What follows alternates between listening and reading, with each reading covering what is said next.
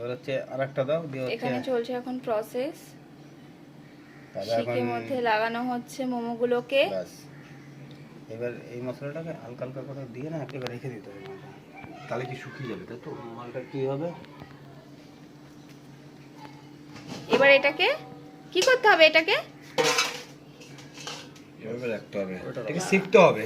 ও আমাদের তো শিখলি নেই এখন, সিক্রেটে শিখতে হবে। ওকে, তো সিক্রেট যদি না থাকে তাহলে কিভাবে শিখবে যারা বাড়িতে খাবে? ওভেনে। আচ্ছা, ওভেনে করবে তাই তো? ঠিক আছে, ঠিক আছে। এর পরের প্রসেসটা দেখাচ্ছি যে কিভাবে করছি আমরা, আর তারপর খেয়ে কেমন লাগছে সেটাও জানাবো। এখানে এখন চলছে সিকাই পোড়াই, দেখা যাক আলটিমেটলি কি হয়। এটা রস পড়ছে, আমার বর বলছে যে রস পড়ছে এটা দিয়ে। তাহলে এটা সিকড়ি হচ্ছে, এখন এটাকে পোড়ানো হচ্ছে। খালি হয়ে আছে। Wow, tandoori momos is ready. এখন শুধু গার্নিশিং বাকি আছে গাইস।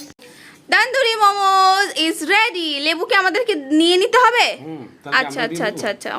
তো আমি এখন ট্রাই করব বলবো কেমন হয়েছে।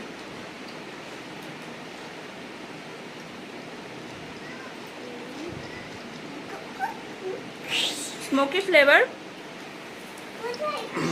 এর মধ্যে একটা জিনিসের কম আছে, সেটা হচ্ছে বাটার দেওয়া হয়নি, বাকি খুব ভালো হয়েছে, দারুণ লাগছে। 5 মিনিট বিক্রি হোক।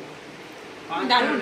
আপনি একটু বলে দিন কেমন লাগছে, চোখ দিয়ে জল বেরিয়ে গেছে তো।